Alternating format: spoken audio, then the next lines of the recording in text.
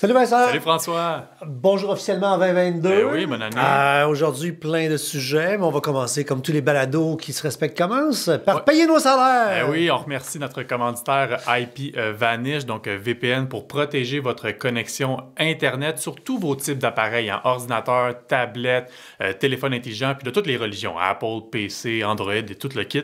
Vraiment avec le meilleur protocole d'encryption, 53 pays différents, 1900 serveurs, vraiment tout le whole shabam. Et en fait, un abonnement, c'est un appareil, un nombre d'appareils illimité. Donc, on peut même passer nos accès à nos chums, à nos conjoints, conjointes et nos amis et tout le tralala. Et si vous voulez profiter d'une belle offre, cliquez dans le lien plus bas dans la description. Vous allez profiter d'un rabais de 50% sur la première année. Ça revient à comme 45$. C'est même pas 2$ par mois. Puis après ça, tu peux partager ça à tes amis. Puis si t'es gratin, tu peux dire, tu me dois 50 cents ce mois-ci. Ben oui, tu revends des chums. Ben oui, t'en revends tes chums à 5$. Exact. Donc, tous les détails sont plus bas dans la description. Vendu.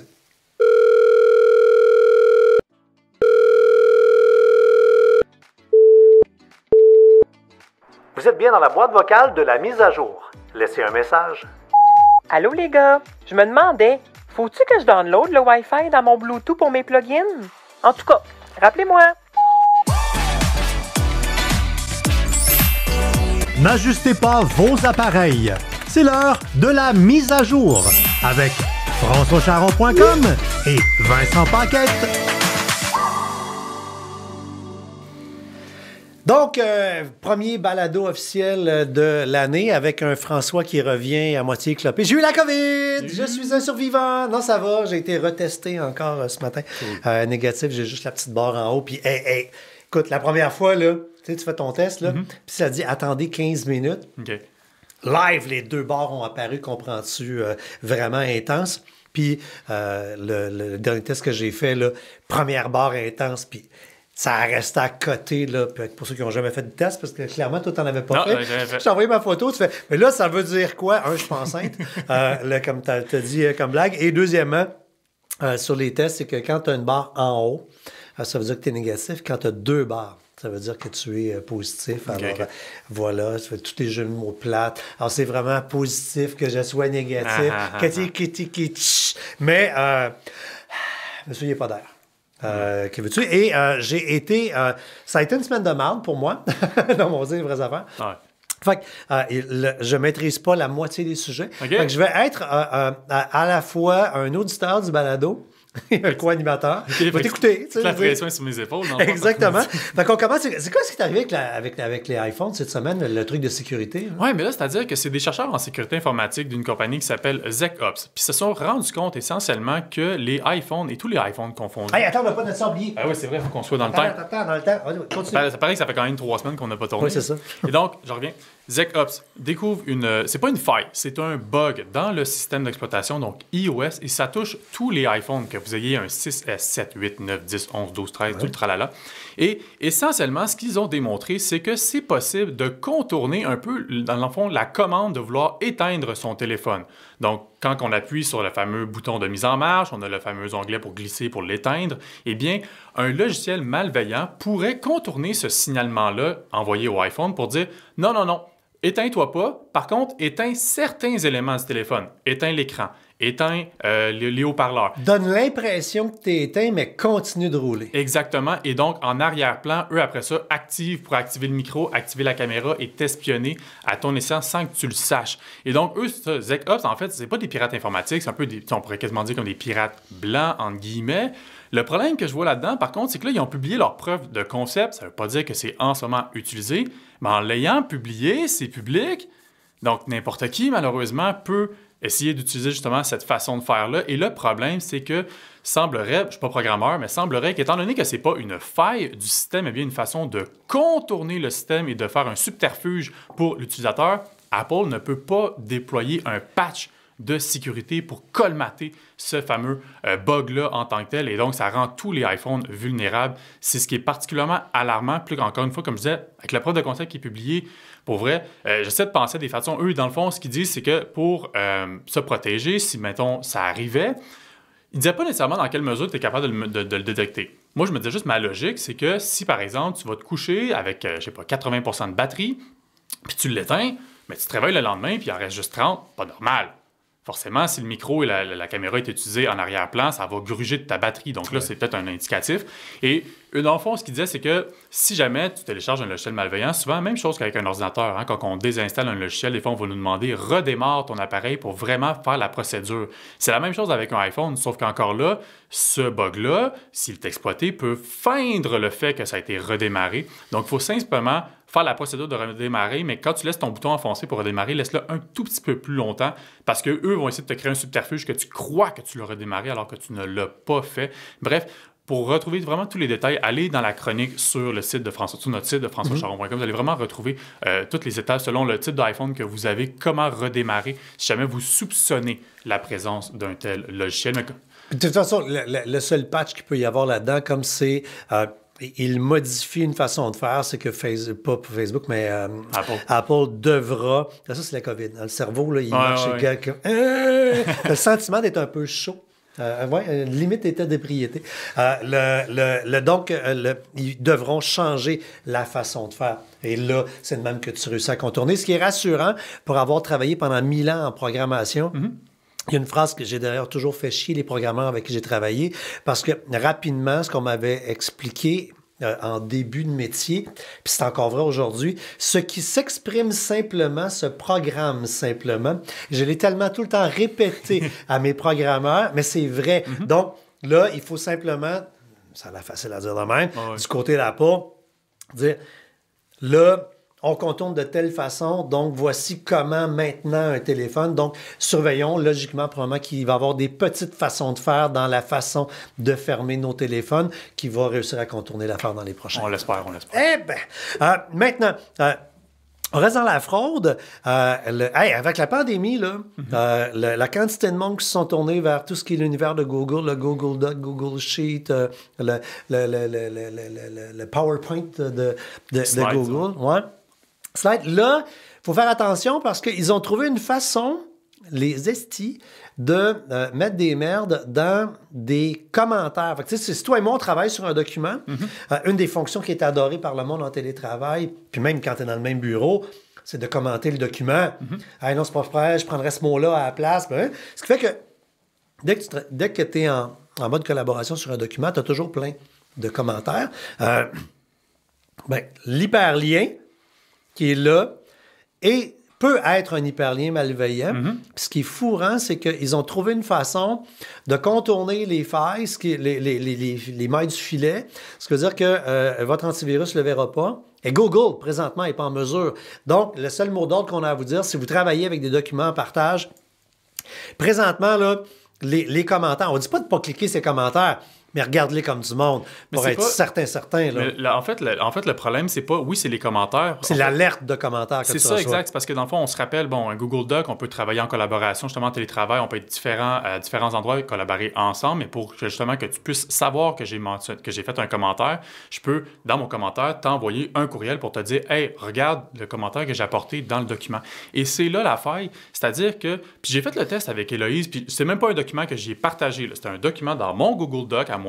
J'ai dit n'importe quoi. J'ai dit c'est facile de partager un lesmainvaillants.com. Je l'ai souligné.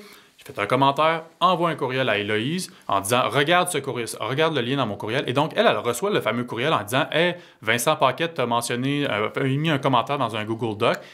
Elle ouvre le courriel et elle voit le fameux commentaire avec l'hyperlien. Et c'est là le danger, parce que n'importe qui, en fait, peut envoyer un courriel à n'importe qui en disant « Hey, t'as une collaboration, voici le commentaire qui a été fait, clique sur le lien. » Et donc, n'importe qui peut se faire piéger par rapport à ça. Et comme tu disais, rien ne va le détecter parce qu'en fait, le courriel est envoyé par Google. Oui, il est légitime. C'est ça, exact. Il n'y a aucun système qui va dire « Ben non, Google n'est pas légitime. » Donc, elle est là, la faille. Google devrait donc trouver un moyen, justement, d'endiguer cette façon de faire-là. Donc, avec la programmation, on est sur une nouvelle façon, dans le fond, d'envoyer les commentaires par courriel pour s'assurer qu'il n'y a pas de lien malveillant là-dedans. Mais encore une fois, avec le télétravail, ça peut être super facile. Là, quelqu'un qui t'a stalké un peu sur ton LinkedIn, sur ton Facebook, quoi que ce soit, créer une adresse courriel avec un nom de ton collègue, puis te faire à croire que tu collabores sur un document, et regarde le lien ici, bam, voilà, tu te fais avoir. Ouais, pleinement. L'année 22 va être une année clairement sous le signe, un peu comme 21, des données personnelles.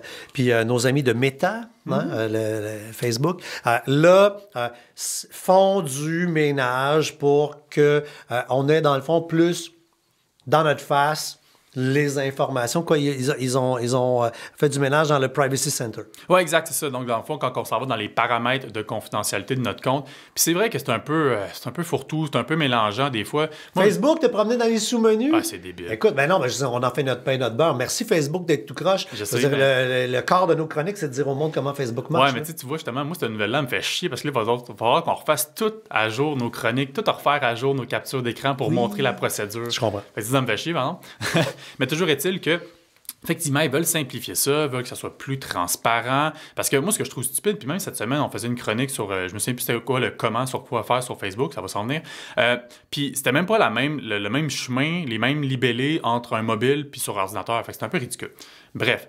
Nouveau Transparency Center qui, dans le fond, va subdiviser ça en 5 grandes catégories. Donc, tu vas avoir sécurité pour gérer tout ce qui est par rapport à la sécurité de ton compte, ton mot de passe, la double authentification, les appareils qui se sont connectés. Ensuite, on va avoir l'onglet Partage, donc avec qui tu veux partager tes publications, qui peut les voir, qui peut consulter ton compte. Ensuite, Collecte. Là, ça va carrément nous indiquer c'est quoi les données que Meta collecte par rapport à ce qu'on publie ou par rapport à ce qu'on regarde dans le fameux algorithme. Meta va carrément nous le dire en toute transparence. Voici quel type de données on collecte. Puis si t'es pas à l'aise, ben, ferme ton compte. Là. Parce que malheureusement, il n'y a rien que tu peux faire. Tu peux pas dire « Ah non, moi je veux rester sur Facebook, mais tu collectes rien. » Ça marche pas de même. Là. Non, c'est bien dit, mais c'est ça pareil. Ça marche pas de même. Ensuite, c'est quoi l'autre onglet, excuse-moi? Publicité. Donc, on va pouvoir déterminer c'est quoi nos préférences de publicité. Puis là, par contre, on va pouvoir twerker un tout petit peu, mais bon, pas tout non plus. Puis également, Facebook va nous expliquer pourquoi on voit certaines publicités dans notre fil d'actualité. Moi, par exemple, je suis un amateur de sport. Je clique sur des articles sportifs par rapport aux Canadiens, la NFL ou quoi que ce soit, mais je vois des pubs de Nike, je vois des pubs d'Adidas. Donc, Facebook va me dire, ben, c'est parce que tu consultes des chroniques de sport, on sent que tu as un intérêt pour le sport. Donc, oui, tu as de la publicité par rapport à des articles sportifs. Donc, je trouve que ça va offrir justement... Il y a tellement de gens, des fois, qui ne comprennent pas nécessairement la pub sur le web. Pourquoi je vois autant de publicité par rapport à des affaires que j'ai même pas regardées? Mais justement, plus de transparence de la part de Facebook va permettre de comprendre ça. Puis, de pouvoir aller intervenir, c'est-à-dire que moi, je l'ai dit souvent, là, je suis friand de ça. Moi, j'aime la publicité ciblée parce que ça me fait découvrir des affaires que je n'avais pas imaginées, mais... Ton portefeuille aime ça, hein? Non, regarde, c'est une autre histoire. L'affaire, c'est que, exemple, comme là, je rénove ma chambre de bain. Mais c'est fini, là. J'ai pas commencé les travaux. Et toutes mes dépenses sont faites. Quand tu rentres chez nous, là, mon hall d'entrée, là, tous les matériaux sont là. Ça va être mon projet d'hiver. Je retape ma chambre de bain. J'en voulais des pubs. Là, montre-moi pas des outils de robinet. Là. Le mien, c'est le plus beau sur la terre. Mon lavabo, c'est fait. Je l'ai trouvé, je l'ai acheté. Fait que je veux pouvoir intervenir sur l'algorithme pour dire, OK, ce sujet-là ne m'intéresse plus. Montre-moi d'autres affaires. L'été s'en vient. Je veux faire le tour du Québec avec mon VR. Fait que là, mets-moi du tourisme. Puis, ben, tu sais, fait que là, c'est là où c'est le fun parce qu'on va pouvoir aller plus facilement jouer sur les champs d'intérêt. Là. Exact. OK. Maintenant, on reste dans les données personnelles. Un super projet, c'est l'UNESCO. Parce que quand tu présentes... Si on ne dit pas que c'est l'UNESCO, ça a l'air un peu gnangnan comme sujet. Non, c'est vrai pareil. Parce qu'on t'offre de te prendre pour un autre et devant ton écran, devenir soit... Puis là, ils ont fait des profils d'humains, là, soit un ermite, un conspirationniste, un survivaliste. Des affaires pas clichés pantoute. Là. Et une fois que tu as choisi qui tu voulais être. C'est un plugin en passant qu'on met là, dans Chrome. Oui, c'est une extension dans Chrome. Ouais. Une fois que tu as mis ça, tu fais Go, tu attends grosso modo 1 minute. Et pendant 1 minute, l'extension, ce qu'elle va faire, c'est qu'elle va mentir au web. Elle va aller faussement voir des vidéos YouTube, faire des recherches sur Google, naviguer sur Internet, bref, faire ce que tu ferais durant des semaines. Si t'étais, mettons, on va s'amuser, on va prendre le beau-frère conspi. Fait que là, t'es un conspi, là, bon. C'est sûr que le conspi, il va pas voir les mêmes affaires que moi. Mais non, c'est sûr. Et là, après 1 minute, le web pense que, quand t'es dans ton Chrome avec ce petit plugin-là, que tu es ce profil-là. Et là, tu vas voir comment le web a personnalisé les contenus quand tu vas arriver sur YouTube pour voir c'est quoi là, les related content, les vidéos qu'on va te proposer, les pubs que tu vas voir de survivalistes, que tu sais pas que ces produits-là ils existent. Tu sais, tu veux-tu te faire construire un bunker en béton? C'est juste une expérience ludique, mais en même temps pour te faire comprendre à quel point on voit pas la même réalité un puis un autre quand on est en ligne. Exact, ça va avec le même principe de ce qu'on discutait précédemment par rapport à Meta. Justement, tout ce qu'on consulte sur le web, on a un profil qui nous est unique. Nous, ça m'arrive des fois, il y a des gens qui nous écrivent sur Facebook en disant « Hey, voyons donc que tu fais la publicité d'un produit qui est frauduleux. » Je suis comme « Ouais, mais c'est parce que c'est toi dans ton expérience web à cause de tes cookies à toi que tu vois ça. » Mais il n'y a personne d'autre. Ben, il y a peut-être d'autres personnes comme toi, mais pas nous. Là, c'est pas tout le monde qui voit ça parce qu'effectivement, la publicité, on a un certain contrôle quand même ici. Si jamais il y a un annonceur, on peut le bloquer, mais c'est pas la même expérience pour tous. Oui, et puis c'est bon ce que tu dis là, que les gens comprennent. Là, nous, comme tous les autres sites web, tout ce qu'on peut faire, c'est bloquer après.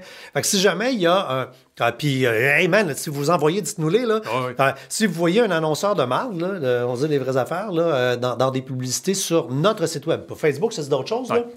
Mais... on n'a aucun contrôle, outre se faire dire « Hey, il y a un annonceur de merde. Puis nous, tout ce qu'on peut faire, c'est on va dans le système puis on dit ce nom de domaine-là. D'ailleurs, c'est justement ça marche, là. www.net. Fait que même cet annonceur crosseur-là, le lendemain, s'il passe sous un autre nom, la même marde, mais sur un autre nom de domaine, il faut encore une fois aller le bloquer. Exact. C'est justement ça marche, là. Que les gens comprennent, c'est un système d'enchères qui est fait automatiquement.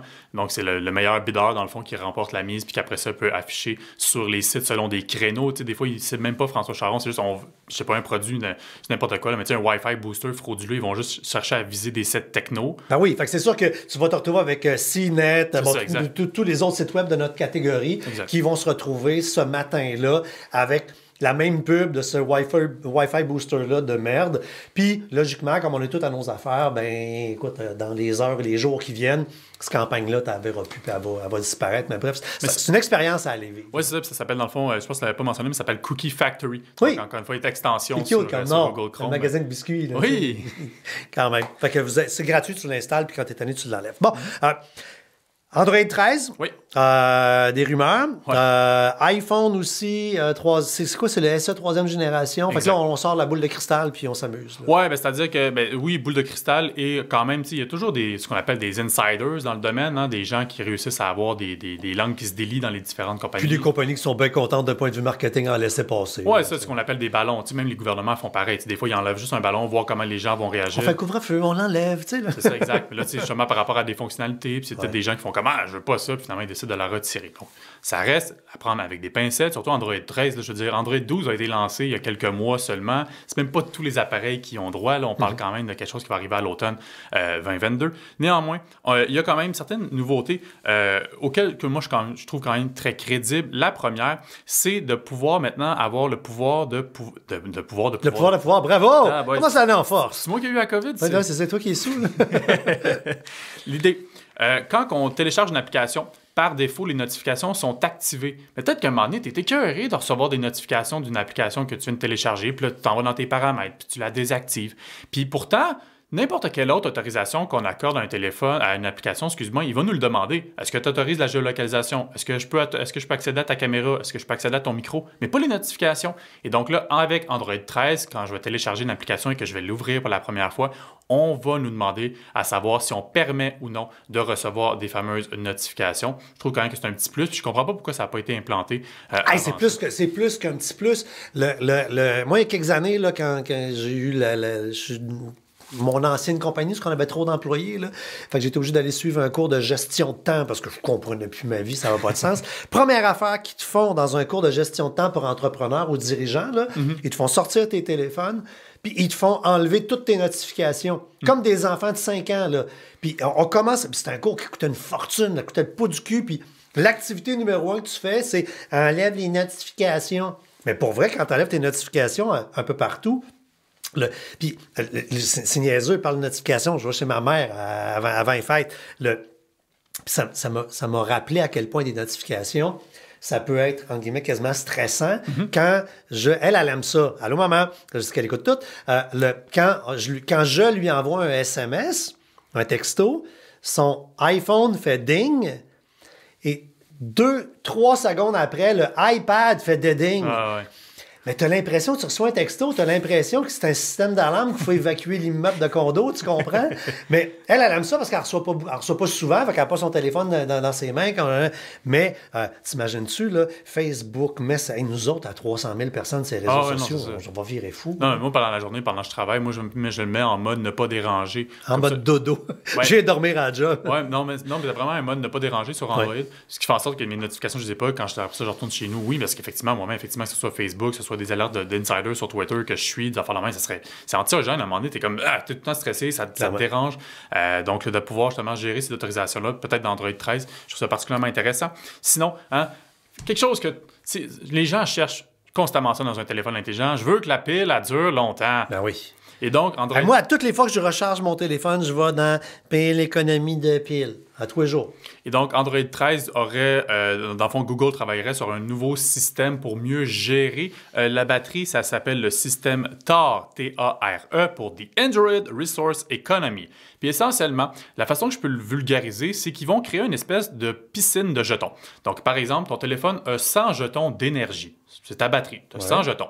Facebook, combien tu as besoin de jetons pour rouler à pleine capacité? 10. Mais je suis capable de rouler à 5 si je ne suis pas en arrière-plan. La presse, tu en as besoin de combien? 2. Twitter, 5. Et ainsi de suite. Et donc, Google... je vois les points énergie. J'entends des parents qui ont les points énergie qui sont à bout. Là. Continue. Et donc, Android, après ça, va déterminer, selon l'utilisation que tu fais de ton téléphone, c'est quoi tes tendances, es-tu plus sur Facebook, es-tu plus sur la presse, va déterminer quelle application peut utiliser tous ces jetons d'énergie et donc réduire celles que tu utilises moins pour pouvoir économiser de la batterie. C'est la meilleure façon que je peux essayer de le vulgariser. Oui, c'est logique. Donc, ça peut être quand même assez intéressant. Cool, ouais. Puis sinon, c'était quoi l'autre nouveauté? Ah oui, c'est ça. On va pouvoir choisir des langues spécifiques à des applications. Donc, par exemple, je veux que Twitter, ça soit en anglais. Je veux que Facebook, ça soit en français. Je veux que LinkedIn, ça soit en espagnol ou quoi que ce soit. On va pouvoir déterminer quelle langue pour quelle application. Ça peut être intéressant pour les polyglottes et les... Oui, mais surtout entre l'anglais et le français, c'est des affaires que tu préfères en anglais si tu as la chance d'être bilingue et compagnie. Puis iPhone? Oui, iPhone, c'est le modèle iPhone SE 3. Donc, c'est les petits iPhones, une espèce de gamme, un peu milieu de gamme d'Apple. C'est pour ceux qui n'aiment pas les gros iPhones et ceux qui adorent aussi le bouton d'accueil, le fameux bouton qu'on avait avant les iPhone X. Et donc, il y a des rumeurs qui disent que Apple travaille activement en ce moment pour annoncer la 3e génération. La 2e fait quand même 2 ans. Puis Apple a quand même un cycle, généralement, on le sait, tous les automnes, il y a un nouvel iPhone, mais le SE, c'est un cycle de 2 ans. Donc là, on s'attend à ce que dans le prochain keynote, la prochaine présentation d'Apple, la grande messe, on annonce le iPhone SE 3. On ne connaît pas encore la date du keynote, mais essentiellement... Et c'est en même temps un téléphone d'entrée de gamme moins cher qui permet à du monde qui ne veulent pas avoir un téléphone qui va sur la lune, qui fait l'essentiel d'un téléphone, mais puis être dans l'écosystème Apple sans payer 2000$. C'est ça, exact. Et donc, forcément, on va avoir une meilleure puce, reste à voir ça va être laquelle, meilleure autonomie de batterie. Ça va demeurer le même form factor, donc le même format, 4,7 pouces l'écran. Par contre, moi, ça m'a surpris. On semble vouloir downgrader la qualité de l'écran. Ce ne sera plus un écran Retina, ça va être un écran à cristaux liquides, en espérant que ça se reflète dans le prix. Si le prix est le même que la 2e génération, je trouvais ça un petit peu ordinaire, bien franchement. Puis sinon, là, c'est là que la machine à rumeur, la machine à rumeur part à savoir ça va être une lentille caméra en arrière ou 2 lentilles.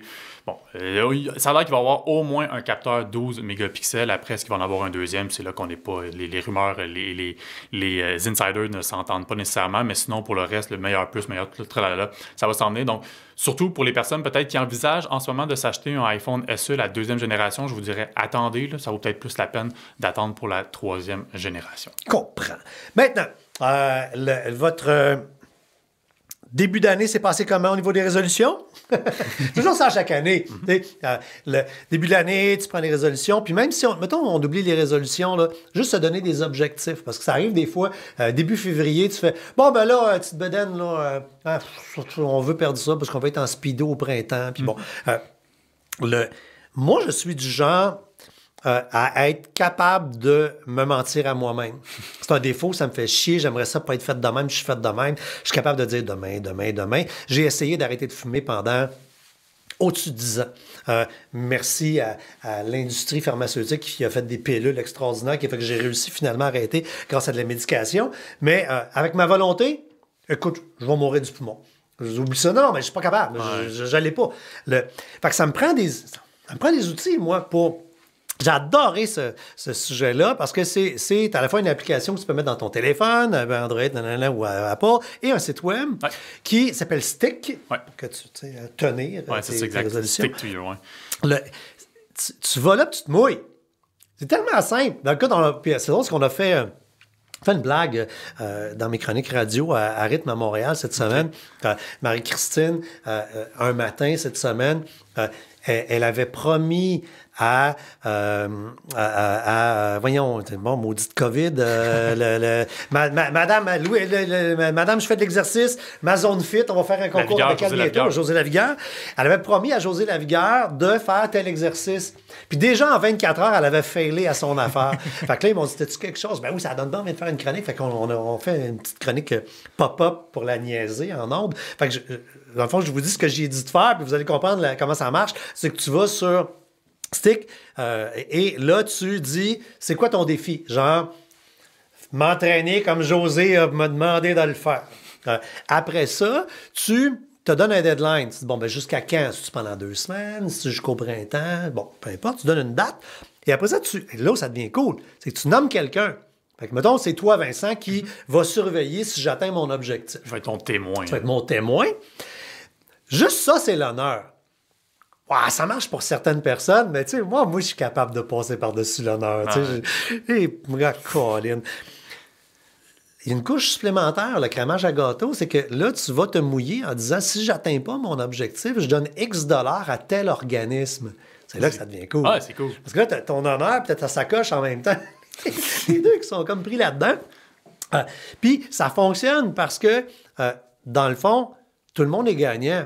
Quand tu fails, c'est pas un drame, mais tu donnes des sous. Ils ont ramassé 56 millions de dollars à des organismes. C'est capoté. Ah ouais. Ça veut dire qu'il y a bien du monde qui fait. Ouais. Mais de l'autre bord, bon, ils prétendent qu'ils ont fait des arrondis, là, plus d'1 million de séances de workout, 45 millions de cigarettes pas fumées. Alors, c'est sûr que tu sais, quand t'es un peu coq, là, quand tu t'es mouillé en public, là, ça peut aider. Oui, on dirait que tu dis qu'il n'y a pas de perdant. La seule affaire, on dirait que je me dis, c'est un petit peu pernicieux dans la mesure où, par exemple, je décide que je veux donner 200 $ au club des petits déjeuners. Puis là, c'est comme, il est hors de question que je donne mon 200$, mais arrêtez de fumer, puis ils mangeront pas, ils en. Je comprends. Non, beau pire, probablement, t'es tellement content que tu l'as fait. Ouais. Il doit y avoir bien du monde. J'ai réussi mon objectif. Oui, je le donne mon 200$ au club des petits déjeuners. Mais surtout si tu as arrêté de fumer, tu peux bien économiser puis donner 200$ aux autres. Ah, écoute, à au-dessus de 10$ le paquet, c'est extraordinaire. Je voyage maintenant depuis que j'ai arrêté de fumer. Économie de partage, c'est un mot qui est dans notre univers depuis quelques années. Puis là, tout devient le Airbnb de. Fait que là, on a le Airbnb du parking, qui est cool dans le fond. Parce que c'est vrai qu'il y a plein de monde qui ont des espaces de stationnement, qu'ils n'utilisent pas parce qu'ils sont partis travailler, ou tu travailles, tu te cherches une place de parking, c'est-tu juste pour quelques heures, plus longtemps? Fait qu'il y a un genre de Airbnb du parking qui est disponible. C'est québécois, ça s'appelle le Click and Park, application pour Android et pour appareil iOS. Et comme tu dis, bon, par exemple, si tu pars en voyage, tu peux peut-être louer ta place de parking. Et donc, tu vas là-dessus, tu détermines justement où est-ce que c'est quoi ta géolocalisation, c'est où est ton emplacement de parking. Et donc là, tu peux la louer. Et là, moi, par exemple, je viens au centre-ville de Montréal, je m'en vais sur le plateau Mont-Royal. Fais pas ça, il y a juste des cônes! Ouais, c'est ça. Et donc, je le sais que je vais être là pour un meeting, quoi que ce soit. Donc, je sais que je vais être là à peu près à 1 heure. Et tu peux donc réserver ta place de parking. Les paiements se font automatiquement. C'est par Strip. Quand même une application, l'équivalent quasiment de PayPal, c'est super sécurisé. Ouais. Et donc, à partir de là, tu n'as pas besoin, je pense, encore une fois, à l'hiver, là, tu ne veux pas pelleter ta place de déneigement, quoi que ce soit, ben, tu peux carrément réserver ta place. C'est seulement disponible dans certaines villes, par exemple. Puis on parle des grandes métropoles, donc Montréal, Québec et Toronto. Est-ce que ça va être déployé dans d'autres municipalités? On l'espère. Puis il y a des, en même temps, il y a des villes où ça n'aurait pas de sens, effectivement. À Drummond, tu en as de la place dans la rue pour te parker. C'est exact. Mais donc, c'est ça. Mais ça peut être relativement intéressant. Je pense dans certains quartiers de Montréal, des fois, c'est pas facile nécessairement de stationner. Si tu as une place de parking qui ne te sert à rien, ben, aussi bien la rentabiliser puis te faire un petit peu d'argent un petit à côté. Ça se prend toujours bien, dans le fond. Ben, c'est drôle, tu dis, je viens de dire Drummond, je me suis rappelé, non, Christy, il y a plein de municipalités où l'hiver, tu peux pas parker ton char dans la rue. Fait que ça te prend absolument, impérativement un parking. Fait que quand tu as de la visite, ça peut être, fait que ce genre d'application-là peut servir, mais ça commence par les grandes villes, puis après, évidemment, quand ça fait des succès, ça s'élargit. Et dernier sujet, Pour ceux qui n'ont pas le pouce vert, Bibi, toi, c'est une application qui, on va le dire tout de suite, là, c'est une application qui est le fun en mode payant, là, parce qu'en mode gratuit, tu as peu d'affaires. En fait, c'est 3 jours gratuits, puis après ça t'abonne automatiquement. Bon, mais on parle de 25$ par année, ce qui est pas le prix d'une plante. Non. Fait que tu sais, si t'aimes vraiment les plantes, puis que t'es écœuré que tes plantes soient laides, là, t'as vraiment quelque chose qui remplace le beau-frère ou la belle-sœur qui va te donner des conseils. C'est une application qui vraiment te permet de faire de façon intelligente du jardinage à la maison. Moi, je trouve ça incroyable. Ça s'appelle le Blossom. Puis dans le fond, c'est une application. Tu sais, on le disait dans notre balado, je pense que c'est le 9e épisode par rapport au top des applications de l'année. Puis ça a été nommé dans les meilleures applications Android. Puis on comprend pourquoi. Essentiellement, application Android iOS qui nous permet essentiellement de prendre en photo une plante. Et donc, avec l'intelligence artificielle, va être en mesure de déterminer c'est quoi la plante, la fleur ou l'arbre. Et à partir de là, c'est là tous les outils qui nous sont offerts pour entretenir et garder. Oui, parce que ça, tu vas trouver ça sur Internet, les informations de base. Là, oui, tu pourrais prendre Google Lens et dire vraiment, OK, c'est telle plante, mais tu ne sais pas nécessairement comment l'entretenir. Mais Blossom, eux, vont carrément te le dire. C'est quoi la fréquence qu'il faut que tu l'arroses? C'est quoi la fréquence qu'il faut que tu mettes de l'engrais? Quelle feuille il faut que tu coupes? Tu vas recevoir des alertes. Oui, tu vas recevoir des alertes pour te dire, hey, là, ta plante, ça fait 3 jours que tu l'as pas nourrie, tu l'as pas, non. C'est le temps de le faire. Hey, le gros, j'ai soif. Oui, exact, c'est ça. Donc ça, c'est vraiment cool. Moi, justement, c'est ça le problème. Souvent, je sais pas c'est quoi l'entretien qu'il faut que je fasse avec une plante. Fait que des fois, je les arrose trop, des fois, je les arrose pas assez. Ouais. Il y a également un luxmètre pour déterminer est-ce que la luminosité dans la pièce que tu l'as mis, c'est la bonne. Wow! Ça, c'est cool. Oui. Encore là, moi, j'ai aucune idée. Je le mets dans mettre semi-ensoleillé. Wow! Qu'est-ce que semi-ensoleillé? Fait que là, avec le luxmètre qui est dans l'application, il faisait non, ça c'est pas la bonne place. Là, ici, oui, parfait, on la déménage. Exact. Ça, c'est vraiment cool. Également, ça, c'est seulement sur les appareils iOS, par contre, et ça peut reconnaître les maladies sur la plante. Et encore une fois, te dire c'est quoi les conseils, justement, pour pouvoir la remettre sur pied. Vraiment une belle application. Puis oui, c'est payant, comme tu le disais. Par contre, on a trouvé un petit truc, un petit tour de passe-passe. Puis c'est souvent ça. La passe-bougon? La passe-bougon. C'est souvent ça. Souvent que ces affaires-là, on donne un essai gratuit, puis après ça t'abonne automatiquement. Mais dans le fond, le truc, tu t'inscris, puis quand je dis l'abonnement va se faire automatiquement, c'est parce qu'ils vont le prélever dans ton Apple Store ou dans ton Play Store avec ta carte de crédit, tu rentres là-dedans. Mais prends le 3 jours gratuit, désinscris-toi avant la fin du 3 jours gratuit. OK, genre 48 heures après. Là. Genre 48 heures après. Puis ils vont te popper en te disant comme « Hey, reviens, on va t'offrir 55% de rabais pour l'abonnement d'1 an. » Ah, mais ça, là, écoute, mais c'est tout le temps ça l'affaire. Tu sais, quand tu vas dans le sud ou que tu vas dans un marché aux puces, t'achètes jamais, puis tu paies jamais le prix qu'on te demande, tu t'en vas. Et là, la bonne vieille joke, c'est « Hey, mon ami, reviens, moi, je vais te faire un prix. » Ben, c'est toujours de même. Ouais. Les boutiques en ligne, achetez pas immédiatement. Non, allez-vous-en. Mais faites le login. Ouais. C'est important, créez votre compte pour qu'ils aient votre Christie d'adresse courriel. Fait que là, tu as créé, puis là, tu appelles ça un abandon de panier d'achat. Donc, tu étais rendu loin, tu as dit, moi, là, mon courriel, c'est François@nananana. Puis là, j'en veux pas, je m'en vais. Même principe que l'application, je l'ai installée. Ils savent que tu es François, nanana, et là, tu l'enlèves. Fait que là, c'est comme une date. Hein? Ils sont tombés en amour avec nous, on est parti du bar. Ouais. Juste au bon moment. Juste au bon moment. Quand tu reviens la prochaine fois au 5 à 7, ça se peut que tu ne payes pas tes verres. Tu comprends? Mais c'est exactement le même principe. C'est un excellent conseil de magasinage parce que, et ça, il faut l'élargir, pas juste aux applications, boutiques en ligne. Je voulais acheter un tapis l'autre jour. Écoute, ils sont rendus à 33% de rabais là, que je reçois. Là. Ils ne me lâchent plus. Puis ils escaladent. Hein? Le rabais augmente de fois en fois. Des fois, il y a ceux qui ont même des chatbots carrément sur le site. Tu fais juste rester un peu trop longtemps sur le site, puis ils vont faire un pop-up en disant « Hey, voici un rabais si tu veux économiser. » Puis ça, il y a un site, tu sais, moi, je suis un friand d'amateur d'articles de sport signés, puis tout. Puis comme, pouf, des fois, c'est comme hey, 20% ou 30% d'en faire le moins. La patience est récompensée. Oh, que oui. Demandez-nous n'importe quoi, presque. On termine comme à l'habitude avec les petites questions du public à la fois utiles et inutiles. Oui, la première qui nous vient d'Isabelle Courchain qui nous demande, petite question, si on reste en appartement, est-ce qu'on doit passer par notre propriétaire pour avoir des thermostats intelligents ou connectés? Là, je vais par logique, là, on n'a pas appelé d'avocat, là, mais gros bon sens. Premièrement, rappelez-vous que selon la loi, vous ne pouvez pas toucher à l'électricité dans une maison. Je sais que tout le monde le fait, là, mais tu n'as pas le droit de poser une lampe, puis tu n'as pas le droit de changer un thermostat. Ceci étant dit, faites bien ce que vous voulez dans la vie. Ce que la régie, puis là, je suis propriétaire de bloc, là, ce que la régie dit, l'esprit de la régie, c'est que tu dois remettre le loyer dans l'état où tu l'as pris. Pendant que tu es là, si tu veux mettre le frigo en plein milieu de la place, il n'est pas obligé d'être dans le trou ce que va le frigo. Là. Ouais. Puis le propriétaire n'a pas à avoir d'opinion sur ce que tu en fais tant que tu ne détruis pas la place. Mais changer un thermostat, en mettre un autre pendant une période X, garder les vieux dans une petite boîte, et puis après, tu pars pas en sauvage avec les tu t'y remets pas, les fils qui sont même du 220 en plus. Là. Fait que tu vas les changer, mais je vois pas de difficulté. Mais rappelez-vous que officiellement, c'est un électricien que vous devez appeler quand vous changez les thermostats. Moi, c'est un peu ça ma question. Je me dis, si je suis locataire, puis je l'ai changé par moi-même, j'ai mal fait ça, le feu pogne, c'est moi qui est responsable. Mais là, ça n'a même plus rapport avec le locataire, pas locataire, t'es-tu propriétaire? Ce que le règlement dit, c'est que tu n'as pas le droit de jouer dans l'électricité. Si tu n'as pas placé l'électricité de telle ou telle façon, il arrive un incendie. L'assureur, puis là, c'est pas le propriétaire. L'assureur, lui, ce qu'il va faire, là, mettons que ça vire vraiment au drame, il va envoyer des inspecteurs. Ouais.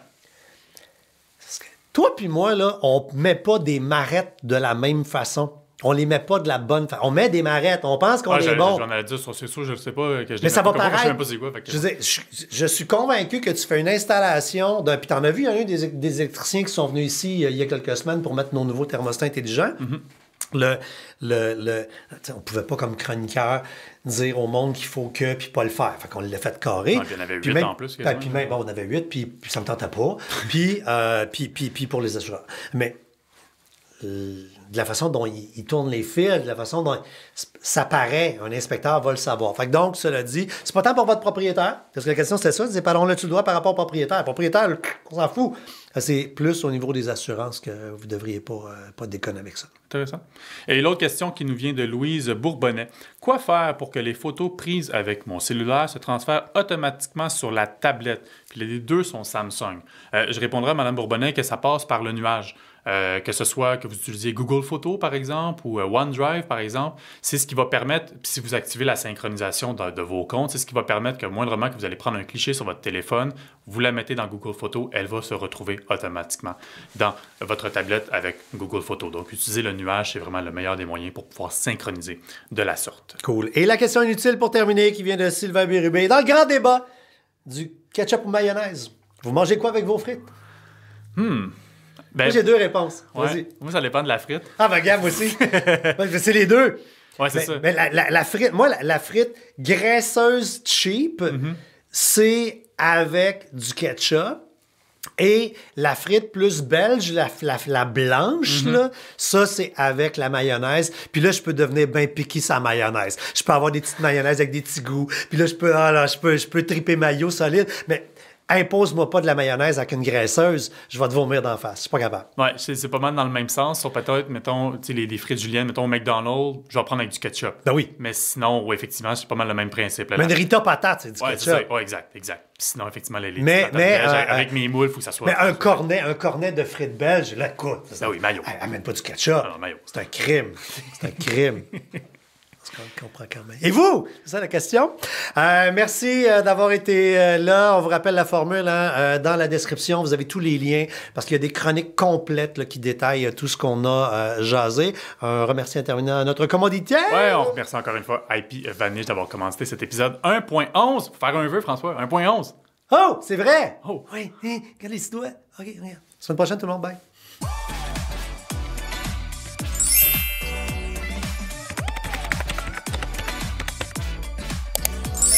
Votre mise à jour est complétée. Au revoir.